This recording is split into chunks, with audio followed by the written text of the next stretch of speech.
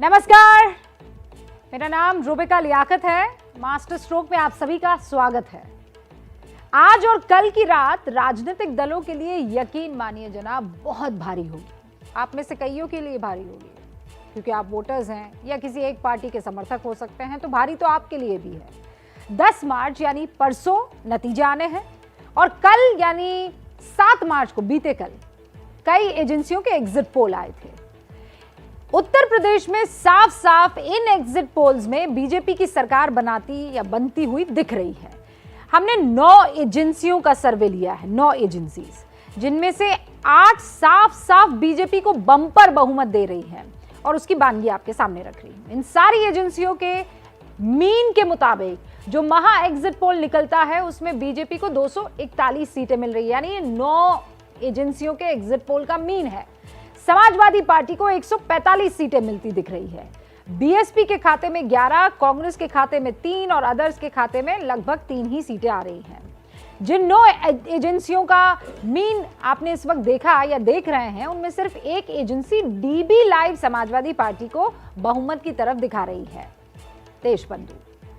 DB live के मुताबिक BJP को 142 और अखिलेश को 236 सीटें मिल रही है। ये इकलौता पोल है। डीबी लाइव के अलावा हमने जिन 9 एजेंसियों का विश्लेषण किया है उनमें सीटों का अंतर भले ही हो सकता है, लेकिन 8 सर्वे बीजेपी की बहुमत वाली सरकार बना रहे हैं, जिसमें बीजेपी को सबसे ज्यादा सीटें इंडिया टुडे एक्सेस की तरफ से मिल रही है, 307। ये देखते चलिए आप।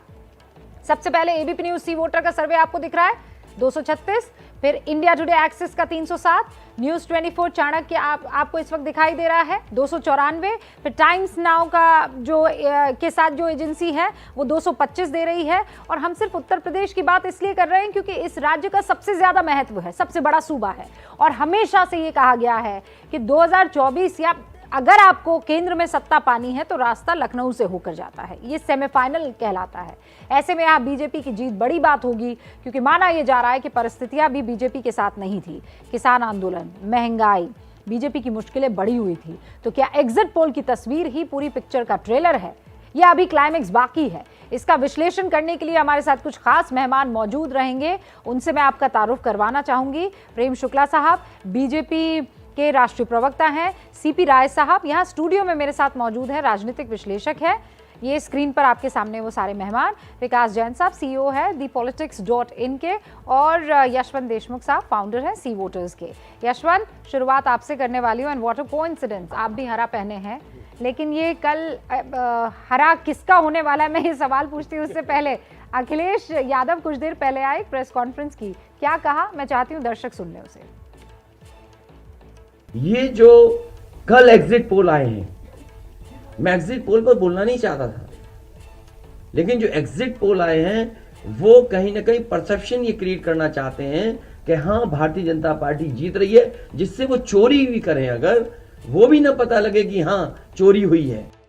ये जो अखिलेश जी नई हवा है, नई सपा की बात करते हैं, आप 10 मार्च का इंतजार कीजिए। ये वही हवा है, वही सपा है। जनता जिनसे खफा है, मन बना लिया करना इनको दफा है, और 10 मार्च को अखिलेश यादव जी कहेंगे ईवीएम बहुत बेवफा है।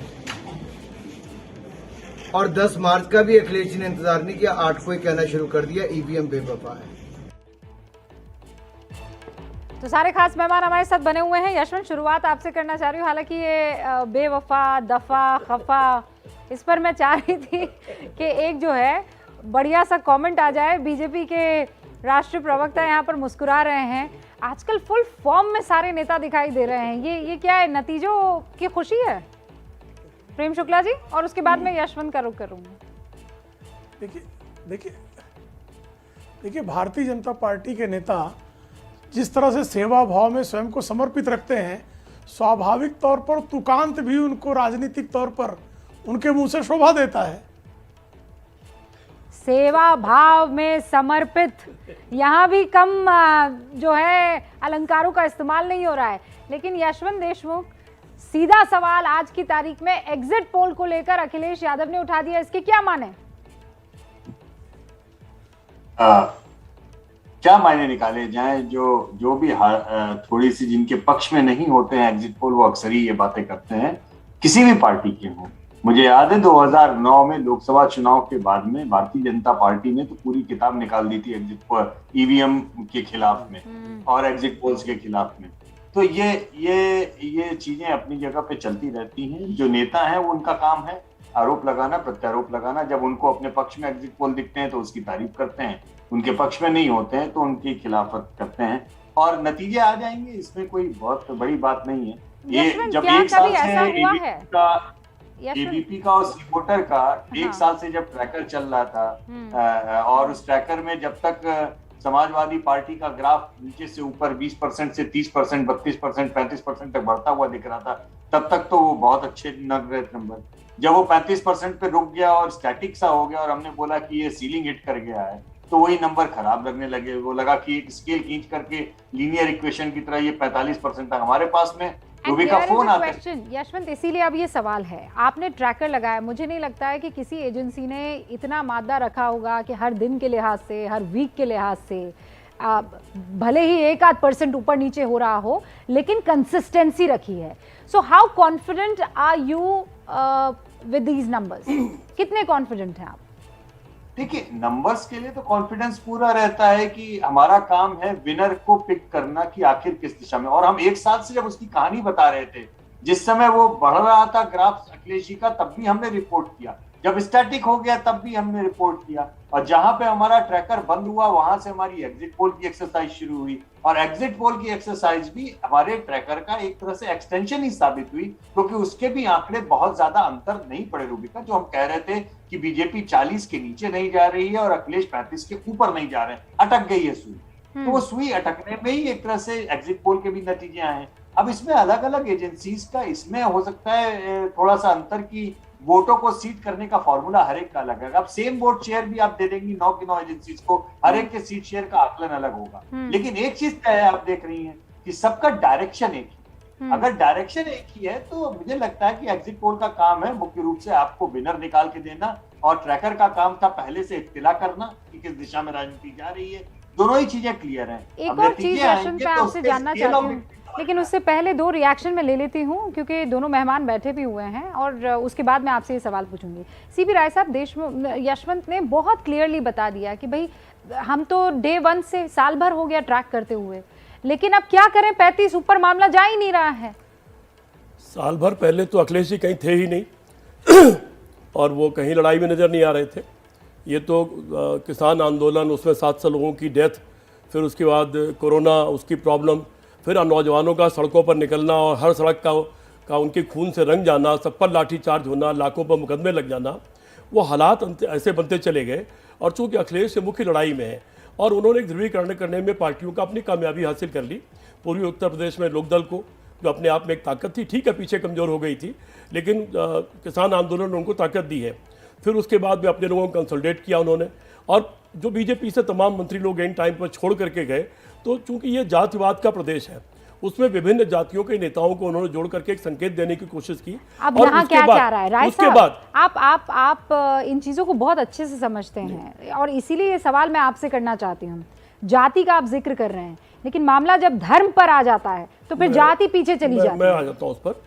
अब तक मैं कम से कम, मुझे लगता है कि शायद 67 में तो अपने बिल्ले बांटे होंगे, लेकिन 71 से चुनाव में काम करना, 77 में बड़ी रैलियां संबोधित की हैं। हाँ। मैंने अब तक किसी भी मुद्दे को 2 बार लगातार पूरी ताकत से चलते देखा नहीं है। धर्म का मुद्दा चल चुका जितना चलना था।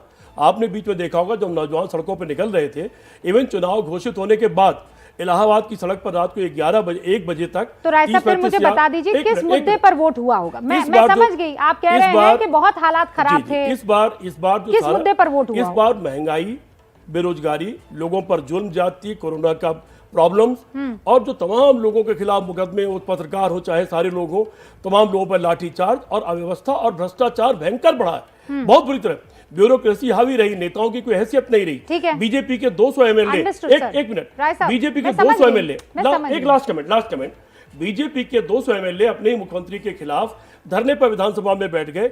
अब इससे ज्यादा किसी पार्टी के खिलाफ एडवर्स स्थिति क्या हो सकती है? ठीक है। तो ये सारे माहौल बीजेपी के खिलाफ गए हैं। आपने मुद्दे गिनवा दिए, आपने मुद्दे गिनवा दिए राय साहब, और आप ये कह रहे हैं भ्रष्टाचार, आप ये कह रहे हैं उन्हीं के विधायक जो है बाहर बैठ गए थे, आप ये कह रहे हैं कि किसानों का मुद्दा, बेरोजगारी, ये 4 तो मैं अभी आपके सामने, कोरोना 5वां आप लेकर आ रहे हैं। ये 5 मुद्दों पर अगर जनता ने वोट किया तो 145 आज की तारीख में समाजवादी पार्टी को नहीं आना चाहिए था, क्लियर मैंडेट आना चाहिए। ठीक है, अब दूसरा पक्ष सुन लूं मैं। मुझे ये बताइए शुक्ला जी, आप क्या मानते हैं किस मुद्दे पर वोट हुआ होगा? जी, देखिए, जिस तरह का सुशासन आदरणीय योगी आदित्यनाथ जी के नेतृत्व में हुआ और आदरणीय नरेंद्र मोदी जी के नेतृत्व में जिस तरह से भारतीय जनता पार्टी ने विकासवाद की राजनीति की, उत्तर प्रदेश का जीडीपी 5 वर्षों में डबल हो जाना, पर कैपिटा इनकम डबल हो जाना, 668 किलोमीटर एक्सप्रेसवे बन जाना, 5 इंटरनेशनल एयरपोर्ट आ जाना, सुशासन के कारण महिलाओं का सुरक्षित महसूस करना, राशन के माध्यम से 15 करोड़ लोगों को, जब महामारी के समय इस देश का इतिहास रहा है कि जब भी महामारियां पड़ी तो महामारी से कम मृत्यु हुई है और भुखमरी से ज़्यादा लोगों की मौत हुई है, लेकिन आदरणीय नरेंद्र मोदी जी के नेतृत्व में ये ऐतिहासिक तथ्य है कि पहली बार महामारी में कोई भूखा नहीं सोने पाया, ये प्रधानमंत्री जी ने सुनिश्चित किया। और उत्तर प्रदेश में 18 करोड़ लाभार्थी रहे, किसी को मुफ्त का मकान मिला, किसी के एलपीजी गैस कनेक्शन मिला, किसी को सौभाग्य योजना के तहत बिजली मिली, शुक्ला जी, आप ये कह लगातार रहे हैं जो है आयुष्मान लाभार्थी- भारत का लाभ लोगों को मिला। ठीक है, तो लाभार्थी- लगातार जिस तरह से लोगों के जीवन में गरीब कल्याण का जिस तरह से कार्य आदरणीय मोदी जी के नेतृत्व में तो आदरणीय मैं योगी जी करने मैं में दो सफल शब्दों में हुए, रख दूं, उसी के कारण मैं 2 जनादेश शब्दों में भारतीय रख जनता दूं, पार्टी के पक्ष में है। 2 शब्दों में रख दूं। आप ये कह रहे हैं लाभार्थी जो लाभ पहुंचा है सरकार की योजनाओं का, चाहे वो केंद्र हो चाहे वो राज्य हो, और दूसरा आप कह रहे हैं लॉ एंड ऑर्डर, है ना? इन्हीं 2 चीजों पर वोट हुआ है। जी, निश्चित तौर पर विकास और सुशासन। 80 बनाम 20 धर्म, उस पर हुआ कि नहीं? तो वो 80 बनाम 20 भी हमने विकास की बात की। देखिए ध्रुविका अच्छा, जी, उसको लोगों ने फोल्ड करने की, स्वामी प्रसाद मौर्य ने 85-15 की बात की, लेकिन आदरणीय योगी आदित्यनाथ ने स्पष्टता से बताया कि 80% विकास वाले हैं, 20% विनाश वाले हैं। 80% जो है वो शांति वाले हैं, 20% जिहाद वाले हैं। हाँ। 80% जो है वो सीपी ईमानदारी साहब वाले मुस्कुरा रहे हैं। 20% भ्रष्टाचार वाले हैं, मुस्कुरा रहे हैं। 80% सुशासन वाले हैं, 20% आप कुशासन 85-15 वाले कर हैं, जो सकते अपने हैं, चचा को गच्चा तो दे वो दे, 80-20 क्यों अपने नहीं कर पिताजी का सकते? अपमान कर ओके दे। शुक्ला जी, ऐसे लोग तो अंडरस्टैंड, 20% में ही आई होंगे। Understand sir. हाँ, बताइए सीपी साहब। प्रेम शुक्ला जी मेरे छोटे भाई हैं, मेरे बड़े करीबी भी हैं। ठीक है, राष्ट्रीय प्रवक्ता है, इनको वही कहना चाहिए जो ये कह रहे हैं, अच्छा कर रहे हैं, ठीक, अपनी पार्टी का पक्ष रखना चाहिए। देखिए, ये अगर ये सारे मुद्दे होते तो कैराना से अमित शाह साहब नहीं शुरू करते और वहाँ से उन मुद्दों को उठाने की कोशिश नहीं करते जिसके गुनाहगार खुद उन्हीं के पार्टी के नेता जिनके मुकदमे इन्होंने वापस लिए हैं, फिर वहाँ शुरू नहीं करते, फिर ये 80 और 20 वाली कहानी नहीं शुरू करते और तमाम तरह की वो जो धार्मिक द्रोही करने की कोशिश करी। जो विकास करता है ये तो सबको पता है कि पूर्वांचल एक्सप्रेस पे अखिलेश ने शुरू किया था, 40% काम उसका एक्वायरमेंट हो गया था, वो सारे एयरपोर्ट अखिलेश ने पास किए थे और तमाम सड़कें अखिलेश ने पास की थी, जिलों से जिलों को जोड़ने की योजना अखिलेश ने पास की थी, मेडिकल कॉलेज की तमाम योजनाएं अखिलेश ने पास की थी। मैं उस पार्टी में नहीं हूँ, लेकिन जो सच है, जो लिखी हुई इबारत है, उसको स्वीकार करना चाहिए और ये होता है। राजेश पायलट जी ने स्वर्ण चतुर्भुज योजना की प्लानिंग की और अटल जी के सामने वो शुरुआत हुई, किसी के सामने जाकर के पूरी होती है। मायावती जी ने गंगा एक्सप्रेसवे की प्लानिंग की और उसके बाद में उसकी शुरुआत जो हुई अखिलेश के टाइम पर हुई, उसके धन उसके लिए उनके टाइम में दिया गया। तो इसका श्रेय लेने का कोई बहुत बड़ा काम नहीं, आपकी जिम्मेदारी है। अगर आप टैक्स ले रहे हो, महंगाई बढ़ा रहे हो, हर चीज पे पैसा वसूल कर रहे हो और पेट्रोल पर जिसको आप 30 रुपए लीटर बेचने वाले थे 100 रुपए बेच के पैसा वसूल, तो वो आखिर खर्च कहाँ करोगे? राय साहब, जिसने बनाया है उसको क्रेडिट जाएगा। अखिलेश ने फ्लाईओवर्स बनाए, तो मैं उसका बता दूं, क्रेडिट मैं अखिलेश जी जवाब को देता जाएगा। हूं, मैं जवाब नहीं, देता हूं। सुन लीजिए, आप मेरी जी, बात सुनिए। जी। मैं ये कह रही हूँ कि उनके ऊपर हमेशा उनका जो वो जो सफेद एकदम उनकी शर्ट है, उस पर सबसे खतरनाक दाग और सबसे बड़ा धब्बा जो है लॉ एंड ऑर्डर को लेकर, वो बता देता हूँ। ठीक पहली है? बात, उनके लिए जो परसेप्शन था राय साहब, मैं- वो इसी बात को लेकर था। और सच्ची बात यह है कि जब आप मैदान में उतरते हैं तो बात लॉ एंड ऑर्डर को लेकर आती है। ठीक, मैं जवाब दे देता हूँ। एक तो पहले उसका जवाब दे दूं। अखिलेश यादव ने लखनऊ से आगरा एक्सप्रेस वे बनाया और जरा इतिहास देख लीजिए, उसके किनारे की सब सीटें चुनाव हार गए वो। ये भी अपनी जगह इतिहास है। दूसरी बात, जहाँ तक लॉ एंड ऑर्डर का सवाल है, एक बदायूं केस हुआ था और उसको इसी भारतीय जनता पार्टी ने इतना बड़ा बना दिया था कि यूएनओ का मुद्दा बन गया। और इस सरकार में हाथरस से लेके उन्नाव से लेके और वो जो पुराने स्वामी जी गृह राज्य मंत्री रह गए उन तक, और कितने बिल्कुल भरमार की भरमार आई हुई है। और उसके बाद जीप चढ़ा दी गई किसानों के ऊपर। फिर एक किसी ठीक है राय गुंडों के साहब, फिर खिलाफ तो आपका अपना फॉर्मूला यहाँ पर आप फेल कर रहे हैं। नहीं, गुंडों- कुछ ही मिनटों में नहीं, फेल नहीं कर रहा हूं आपने मैं। कहा फेल- भ्रष्टाचार बताओ। पर वोट हुआ, आपने कहा विकास ना हुआ, इस पर वोट हुआ, आपने कहा ये तमाम मुद्दे, तो ये मुद्दे तो साइड में रह गए। मेरी बात पूरी कर लें दीजिए। नहीं नहीं, आप पहले मेरे सवाल का जवाब दीजिए ना। आप कह रहे हैं अगर फ्लाईओवर बनाने के बावजूद उस पूरे बेल्ट में अखिलेश हार जाते हैं तो फिर मुद्दा तो कोई और रहा होगा, विकास नहीं रहा होगा। नहीं, पिछली बार मैंने कहा, पिछली बार अखिलेश यादव इसलिए हारे क्योंकि उन्होंने अपने पिता को पार्टी के अध्यक्ष पद से हटा दिया था। उनके खिलाफ एक जबरदस्त माहौल था और मैं तो तभी कह चुका था कि अखिलेश को 50 सीट नहीं मिलेगी, तो इसलिए मुझे तो कोई गलतफहमी उनके बारे में नहीं थी, उनके हार के बारे में। मैंने तब भी सही कहा था, मैं तब भी, और अभी मुझे लगता है कि अखिलेश यादव को 200 से ऊपर सीट मिलनी चाहिए। 200 मिलनी चाहिए, मिलेगी कि नहीं मिलनी चाहिए वो तो आपके दिल के अंदर नहीं, मेरे दिल के, मैं उस पार्टी को कोई मेंबर थोड़े हूं, लेकिन मेरा जो अपना आकलन है, जो मेरी बातचीत है, सहारनपुर से लेकर बलिया तक, मैं पूर्वी उत्तर प्रदेश का रहने वाला हूं, आगरा में रहता हूं, और तमाम प्रदेश भर में तमाम लोगों से जो बात की है वो बताती है कि जो विपक्ष का गठबंधन है वो बहुमत की तरफ जाना चाहिए, अब बहुमत से ज्यादा जाना चाहिए। यशवंत देशमुख, ये क्या पहली मर्तबा हुआ है, मतलब मैं ये फील कर पा रही हूँ कि इतना कॉन्फिडेंस कि नहीं हम ही आने वाले हैं। हाँ, बस एक सेकंड शुक्ला जी, मैं इस बात को समझना चाह रही हूँ। और ये कॉन्फिडेंस न सिर्फ मैंने पत्रकारों में देखा है बल्कि उन समर्थकों में भी देखा है। एक तो दिख जाता है कि आप जबरदस्ती का हवा बनाने की कोशिश कर रहे हैं, लेकिन एक होता है सच में अंदर से कॉन्फिडेंस कि नहीं भाई 200 पार मामला जा रहा है, वो इस बार दिख रहा है। तो फिर सर्वे में क्यों नहीं? कहाँ गड़बड़ी है? कॉन्फिडेंस की कमी तो बीजेपी में रही है बहुत ज्यादा। मैं तो उल्टी बात कहना चाहता हूँ, क्योंकि अगर कॉन्फिडेंस की कमी नहीं होती तो इतना भरसक हिंदू मुसलमान करने 80-20 करने की जरूरत नहीं पड़ती। और अगर आपको कॉन्फिडेंस की कमी का ही आपको बताएं तो उसका आलम तो आपको इससे भी अंदाजा लग जाएगा कि बीजेपी जो कि इलेक्शन स्ट्रेटेजी के तहत झुआ भर के टिकट काटने में माहिर रही है हर राज्य में। उत्तर प्रदेश में आते आते कितने लोगों के टिकट काटे, एक से एक ऐसे एमएलए के टिकट वापस रिपीट किए गए जिनके खिलाफ भारी असंतोष था। केवल कॉन्फिडेंस की कमी की अगर हमने टिकट काट दिया, सामने भाग गया तो और ज्यादा माहौल बन जाएगा। दरअसल उत्तर प्रदेश में बीजेपी जो जीत रही है उसका केवल एक कारण है रूबिका, वो ये कि महिलाओं ने जो गवर्नेंस की डिलीवरी हुई है उस पर वोट देने का मन बनाया। जो राशन मिला, जो पैसा मिला, जो छत बनी, जो शौचालय बने, लेकिन समझ नहीं आता कि ये कॉन्फिडेंस की कमी बीजेपी के अंदर क्यों थी।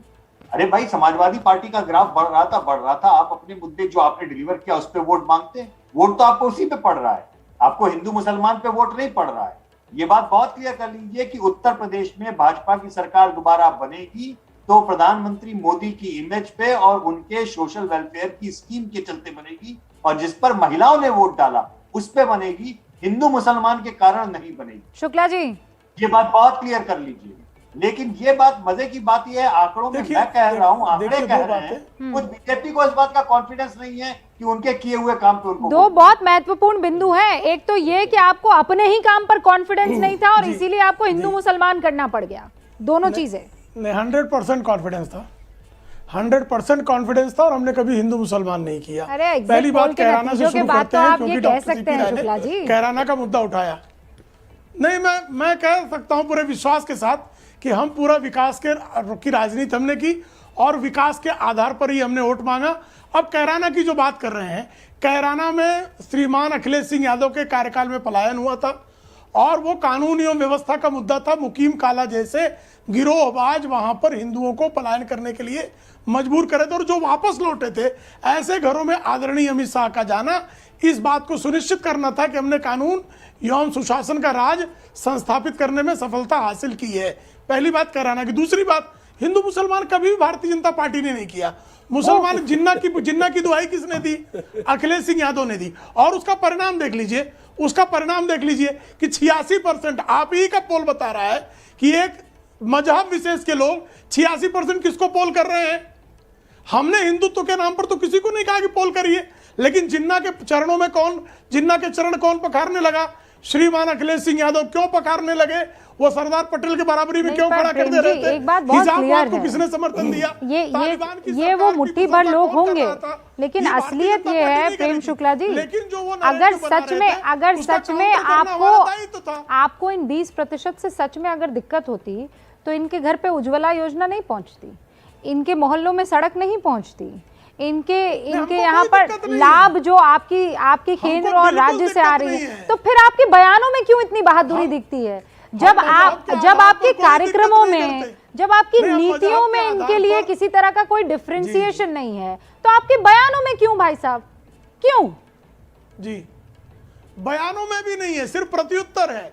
देखिए, अगर कोई तालिबान की आरती उतारेगा तो उसका विरोध करना एक लोकतांत्रिक व्यवस्था में हमारा दायित्व है। लेकिन मैं फिर अगर यशवंत देशमुख जो शफीकुर बात रहमान कह रहे हैं, तालिबान का मेरे पास समर्थन वक्त की करेंगे, कमी है प्रेम शुक्ला जी, लेकिन जो यशवंत देशमुख बात कर रहे हैं वो बात आपको और पार्टी में तमाम लोगों को सुननी चाहिए। वो ये कह रहे हैं कि वो पोलस्टर हैं, वो ये कह रहे हैं कि आपको विकास पर वोट मिला है, महिलाओं ने आपके कार्यक्रमों पर वोट दिया है, हिंदू मुसलमान पर आपको वोट नहीं मिला है, तो आपको ये बात अब रट लेनी चाहिए। बहरहाल 10 तारीख को हमने मांगा भी नहीं है। ये 10 अरे ऐसा मत कीजिए, 10 तारीख को अब फैसला होगा और आप दोनों तब मौजूद होंगे और समाजवादी पार्टी से भी हमारे साथ नेतागण मौजूद होंगे, ये मैं उम्मीद कर रही हूँ। वैसे बहुत बहुत शुक्रिया आप सभी का मेरे साथ जुड़ने के लिए। Yashwant, specially thanks to you. Ukraine और रूस के बीच जंग का आज बता दूं आपको 13वां दिन है। थोड़ी देर पहले यूक्रेनी राष्ट्रपति व्लादिमीर ज़ेलेंस्की की तरफ से एक बहुत बड़ा बयान आया, उनके बेहद करीबी की ये तरफ से कहा गया कि नाटो की अनुपस्थिति में यूक्रेन को सिक्योरिटी गारंटी चाहिए। अब इस बयान का सीधा मतलब क्या होता है? ये कि ज़ेलेंस्की संदेश दे रहे हैं कि वो नाटो में शामिल नहीं होंगे, लेकिन उसके लिए उन्हें एक सुरक्षा की गारंटी चाहिए कि रूस भविष्य में उन पर दोबारा हमला नहीं करेगा। वैसे दोनों देशों के बीच जंग रोकने को लेकर 3 बार मीटिंग हो चुकी है, लेकिन अब तक दोनों देश किसी नतीजे पर पहुंचे नहीं हैं, यानी जंग अभी चल रही है। 300 घंटे हो चुके हैं और इन 300 घंटों ने यूक्रेन की तस्वीर को पूरी तरीके से 360 डिग्री बदलकर पलट कर रख दिया है। पूरा देश इस वक्त खंडहर में तब्दील हो गया है। ये रिपोर्ट देखिए और समझिए वहां की स्थिति। यूक्रेन अभी कुछ दिन पहले रोशनी से जगमगाता था, वही यूक्रेन अब युद्ध के 300 घंटे बाद खंडहर में तब्दील हो रहा है। यूक्रेन की जिन इमारतों और शहरों को देखकर लोग खुश होते थे, आज उसी यूक्रेन की तस्वीरें जंग के 300 घंटे बाद लोगों को रुला रही है। जिस यूक्रेन को 12 दिन पहले तक युद्ध का सिर्फ एहसास भर था, आज वही यूक्रेन 300 घंटे बाद जंग के मैदान में तब्दील हो चुका है। रूस के हमलों को झेल रहा है। देश को बनाने में भले ही कई दशक लगे हो, लेकिन सिर्फ 300 घंटे काफी है उसके बर्बाद होने में। मौजूदा यूक्रेन को देखकर लगता है और यकीन हो जाता है कि दशकों तक कतरा कतरा जोड़े गए देश को बर्बाद करना कितना आसान है। हफ्ते भर पहले कीव के टीवी टावर के पास हमला हुआ। 5 लोगों की जान इस अटैक में गई। हमले के दिन टीवी टावर जल रहा था, लेकिन वो गिरा नहीं, बच गया। लेकिन उसके आसपास जो तबाही हुई थी, उसके निशान आज भी यहाँ पर मौजूद है। जब भी कोई एक देश दूसरे देश के खिलाफ सैनिक कार्रवाई करता है तो उसके महत्वपूर्ण ठिकानों को निशाना बनाता है। राजधानी कीव के पास का ये वो फेमस टीवी टावर है। टीवी टावर के ठीक पास में जब शेलिंग हुई थी, बमबारी हुई थी, तो उसके बाद टीवी टावर का भी हिस्सा क्षतिग्रस्त हुआ था और साथ ही आसपास की इमारतों को भी तबाही हुई थी, वहां पर भी नुकसान हुआ था। और अब भी उसके निशान यूक्रेन की राजधानी कीव के इस फेमस टीवी टावर पे देखे जा सकते हैं। देखिए कि किस तरीके से यहाँ पर शेलिंग के निशान जो अभी भी, देखिए आप, मेटल पिघल के गिर गई है। शेलिंग के जो टुकड़े हैं, जो खंभों के टुकड़े हैं, वो इस तरीके से यहाँ पर नजर आते हैं। पूरा कंक्रीट का ये जो बड़ा पोल था, ये इलेक्ट्रिक पोल था, ये इस तबाही के अंदर पूरी तरह से चकनाचूर हो चुका है। यूक्रेन का हर बड़ा शहर इस वक्त सैकड़ों बार रूसी हमले को झेल चुका है। कई लोगों की जान इसमें जा चुकी है। मरने वालों में आम नागरिक हैं, यूक्रेनी सेना के लोग मौजूद हैं। 4 शहरों में सीज फायर की घोषणा भी की गई है, लेकिन कई जगहों पर हमले जारी है। इन्हीं शहरों में एक शहर है इरपिन। रूसी सेना ने यहाँ मोर्टार से जबरदस्त हमला किया था। गोलाबारी की वजह से यहाँ रहने वाले लोग किसी तरह से बच निकलना चाहते थे, लेकिन तभी मोर्टार का गोला वहाँ आ गिरा। 3 लोगों की जान इस हमले में चली गई। एबीपी न्यूज संवाददाता प्रणय उपाध्याय जब हमले वाली जगह पर पहुंचे तो मासूम नागरिकों के छूटे हुए सामान ये बता रहे थे कि लोगों को संभलने तक का मौका नहीं मिल रहा था। यूक्रेन के इरपिन शहर की ठीक उसी जगह पर हैं जहां पर कुछ ही समय पहले बमबारी हुई। इसी जगह से, इस सेफ कॉरिडोर से जैसे ये लोग निकल रहे हैं, उसी तरीके से लोग यहां से निकल रहे थे और उसी समय में एक रूसी मोर्टार इस इलाके में आके गिरा है और उसके गिरने के बाद इसी जगह पर धमाके में करीब 4 लोगों की मौत हुई है। और आप देखें किस तरीके से लोग यहां से जैसे ही मौका मिल रहा है निकलने की कोशिश कर रहे हैं। नागरिकों को इस इलाके से निकाला जा रहा है क्योंकि बताया जा रहा है कि महज 2 किलोमीटर की दूरी पर रूसी सेना इरपिन में पहुंच चुकी है और लगातार शेलिंग की आवाज भी आ रही है रह रहकर। अगर यहां तक रूसी सेना पहुंच जाती है तो उसके बाद उसके लिए कीव तक का रास्ता बहुत मुश्किल नहीं होगा। इरपिन शहर रूसी सेना का लगातार निशाना बन रहा है। धमाके की आवाजें थमने का नाम नहीं ले रही है। रूसी सेना शहर में आसानी से घुस न सके, इसके लिए कीव के रास्ते को जोड़ने वाले इरपिन शहर के पुल को तोड़ दिया गया था। पुल अब पूरी तरह से ध्वस्त हो चुका है, लेकिन इसकी वजह से आम लोगों को शहर से निकलने में बहुत मुश्किल हो रही है। शहर खंडहर में तब्दील हो चुका है। एक शख्स की जान इसी पुल पर गई थी, अब तक उसकी लाश यहीं पड़ी है। कुछ समय के सीज फायर के बीच लोग ज्यादा से ज्यादा संख्या में निकलने की कोशिश कर रहे हैं। यूक्रेनी जो सुरक्षा बल हैं वो भी बच्चों को, बूढ़ों को और लोगों को, खासतौर पर नागरिकों को इस इलाके से निकाल रहे हैं।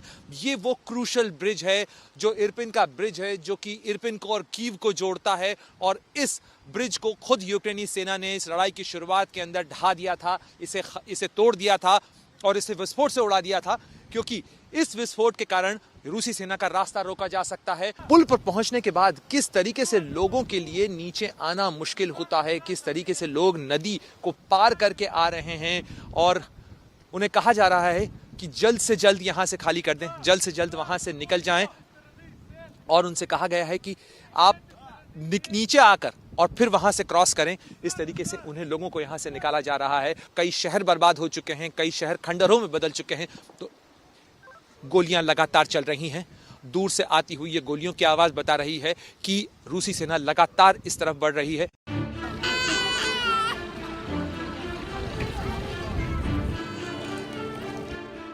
युद्ध के मैदान में कई लोग खौफ के मारे घबरा कर भाग रहे हैं, तो वहीं कुछ लोग मदद के लिए सड़कों पर डटे हुए भी दिख रहे हैं। कीव के करीब रहने वाली एना अपने साथी के साथ पानी और चाय कॉफी का स्टॉल लगाकर खड़ी हैं। कहती हैं कि वक्त युद्ध का है, ऐसे में परेशान लोगों की वो मदद करना चाहती है। शहरों पर लगातार हो रही रूसी बमबारी और शेलिंग के बीच में कई शहरों के बाहर इस तरीके की बसों की कतारें नजर आ रही हैं। इस वक्त हम यूक्रेन की राजधानी कीव से बाहर इरपिन, गोस्तोमल और बोशा के इलाके की तरफ जाने वाली सड़क की तरफ हैं, जहां पर इस समय ये बसेस लगाई गई हैं। ये बसेस हैं खास तौर पर जिस तरीके से इन तमाम इलाकों के ऊपर रूसी शेलिंग हो रही है, बमबारी हो रही है, उसके बाद लोगों को सुरक्षित निकालने के लिए ये बसेस लगाई गई हैं। सड़क की तरफ से लोग आते हैं, उन्हें यहाँ पर इस समय यहाँ पर मेडिकल टीम्स भी मौजूद हैं। We decided to give them hot coffee, coffee, tea, and Red Cross brought some water, so we're just like united. ये तस्वीरें यूक्रेन के सुमी शहर की है। रूसी लड़ाकू जहाजों ने शहर पर पूरी रात बम बरसाए हैं। एक पावर प्लांट पूरी तरह से तबाह हो गया, जबकि कई बम रिहायशी इमारतों पर भी गिरे। बमबारी के बाद इमारतों के मलबे में कई लोग फंस गए, जिन्हें बचाने के लिए पूरी रात रेस्क्यू ऑपरेशन चलता रहा।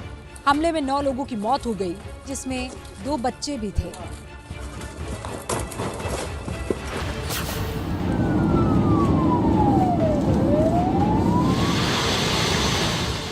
भले ही अमेरिका या नाटो देश यूक्रेन की मदद अपनी सेना भेजकर नहीं कर रहे हैं, लेकिन दुनिया के कई कोनों से लोग खुद ही रूस के खिलाफ लड़ने के लिए पहुंच रहे हैं। सैकड़ों लड़ाके यूक्रेन आ चुके हैं, हथियारों से लैस हो चुके हैं।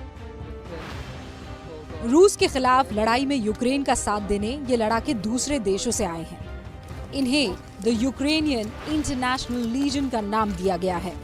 राष्ट्रपति व्लादिमीर ज़ेलेंस्की ने पूरी दुनिया से अपील की थी कि लोग उनकी लड़ाई में साथ देने आए। रूस से युद्ध लड़ते हुए यूक्रेन को 12 दिन बीत चुके हैं। उसके कई शहर तबाह हो चुके हैं, लेकिन अभी तक रूसी सेना कीव पर कब्जा नहीं कर पाई है। दूसरे देश लगातार यूक्रेन को हथियारों की सप्लाई कर रहे हैं। अब देखना यह है कि इस जंग का अंजाम क्या होता है, लेकिन फिलहाल ये कहा जा सकता है कि जंग ने यूक्रेन को कई दशक पीछे धकेल दिया है।